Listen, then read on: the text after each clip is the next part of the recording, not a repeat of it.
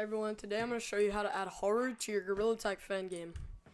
Alright, so you want to go to the link in the description, and there will be a channel called Horror. Okay, this was made by my friend Pink Boy, but it was edited by me.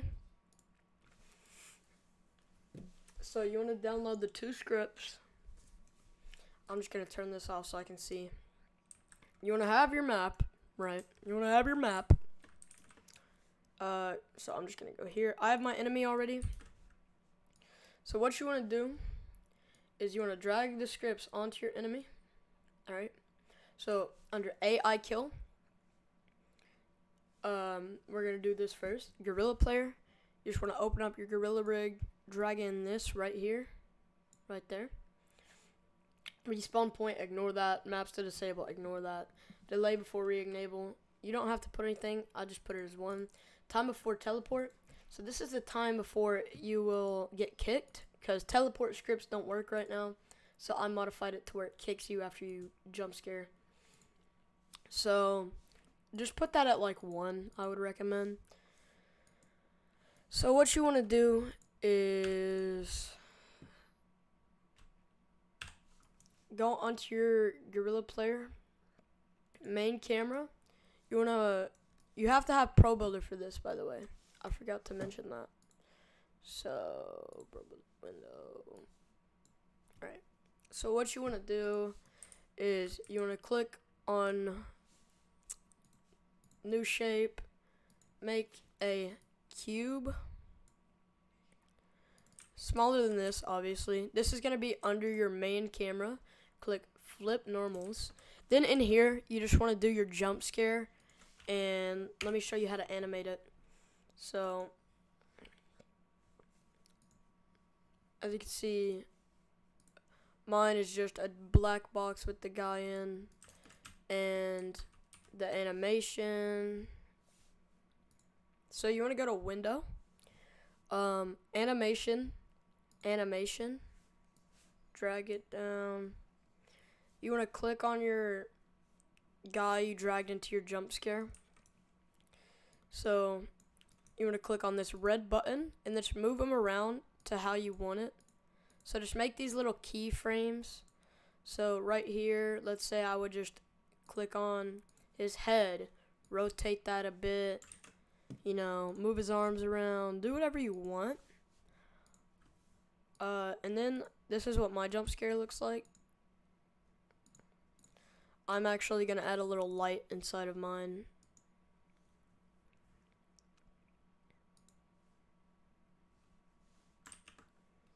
Sorry. So you can see the guy better.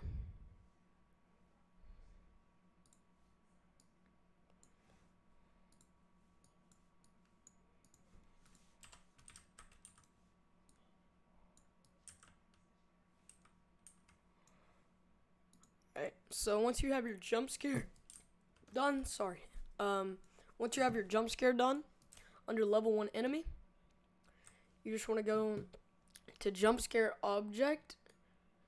Make sure your jump scare is under main camera, right? And then you just want to drag it into here. Jump scare duration, put this at whatever you want. Actually, you're going to put your teleport duration as what the same as your jump scare duration is. Now you just want to make sure is jump scaring has a little check mark right here, and that's all you need to do for that.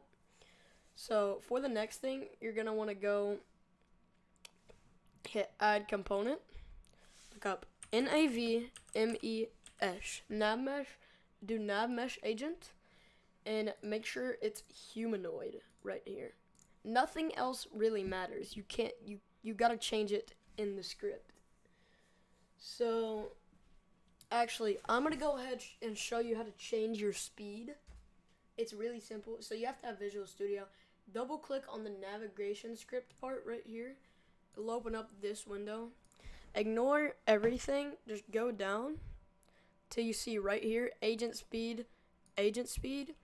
This is when he's just normally going around. This is when he's chasing you. So default, it'll be at 9F12. I'm going to put mine at 11 because I feel like 2 is probably the best jump, and then I'm gonna keep mine at 9. So that's how you change your speed. So under player on your navigation script right here, you just want to go back to your Gorilla rig and Gorilla player. You just want to drag that in there. So if this will just load, you're just gonna drag it right here. So under enemy, just drag in your monster. Agent, you're gonna click this little circle and it'll be like level 1 enemy or whatever your enemy's name is. You want to click on that. Points. So what you want to do is around your map, you want to make these empty game objects to where you want it to wander to when it's not chasing you. So as you can see, these are mine. So he'll just go around here just normally, and he like where he won't chase you. So then you just want to drag all those under points. So I have mine. Detection range, you want to click this button up here. This is called gizmos. You won't have this blue thing on your map. So what you want to do is, you see this red circle around my guy?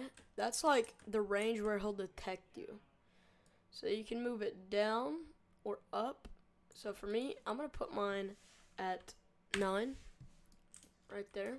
So if he spawns right here and you're right here, he'll start going around to try and chase you to get to you. So then you can turn this off. That's all you need to do for your navigation script. Now you want to click this thing up here called window. It's going to be AI navigation obsolete. So you want to have Pro Builder. You want to select all your floor faces. So I'm just going to select a couple for example. So then what you want to do is under object, turn on navigation static, turn off generate off mesh links, make it walkable on everywhere you want them to be able to walk, bake, and click this little button. So once you do that with all your floor, to make sure you did it correctly, turn on gizmos again, and it should have the blue floor. So to make safe zones or areas you don't want them to be able to walk, click on where you don't want them to be able to walk. I'm going to turn on gizmos just to show you. You want to have it navigation static, turn this off, make it not walkable. Now you want to click on all your walls and ceilings, mainly walls, and make it non-walkable as well. And then once you're done with everything, do not forget to hit bake, okay? So that's all you need to do for that. To make it, I'm just going to show you some finishing touches now. To make it networked, what this means is that everyone can see it in the same place. You want to hit add component. I'm just going to remove these so I can show you all. Add component, PHOTON, photon space view. So you want to find photon view. Under synchronization, reliable delta compressed, add one more component. Make it photon transform view this time, and don't mess with it. So that'll make it networked. Now to make your thing echo, like when you go in. So for me, when you go into this area right here, it'll echo. To do that, you want to make an empty game object. Right? I just have mine as a cube. Make an empty game object. Put it in the middle. Make sure box collider is on is trigger. Layer non-walkable, spelled exactly like this. Then what you want to do is you want to add component. Sorry about that. Add component. Audio reverb zone. You want to add that, alright? It'll look like this, but it will not have like these things. I would recommend keeping it on generic. You can try some other presets just to see how it sounds. Then you would turn on gizmos again, and it'll probably look something like this, alright? So min distance, I would put that as kind of around just your zone. So you could also use these to move it around. So min distance. I'm gonna put that right there. Max distance, put it the same. So I'm just gonna put mine at 61,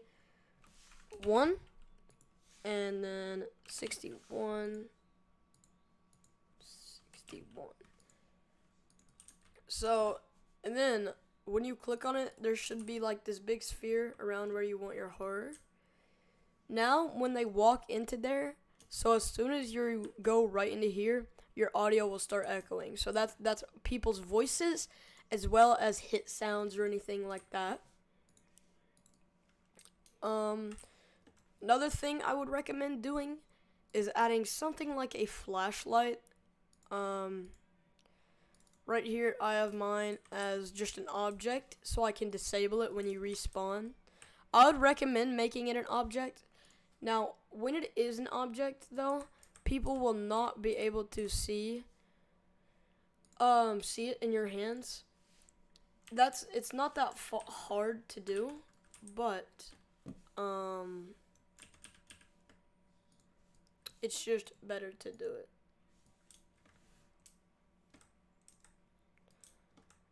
Because when you do have it like that, you can just make a little cube at your spawn set to disable it. So I'm just gonna put this back to normal so my game doesn't break.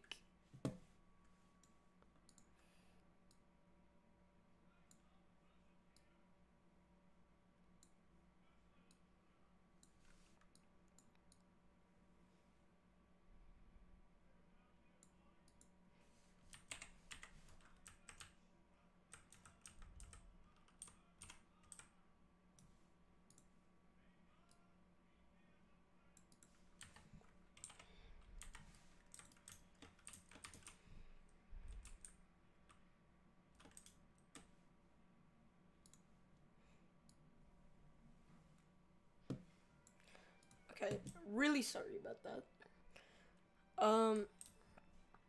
And that's how to add horror to your Gorilla Tag fan game. To add like a sound to your jump scare. The last thing, make an empty game object or just add it to your actual jump scare audio source. Play on awake, loop, and then that's it.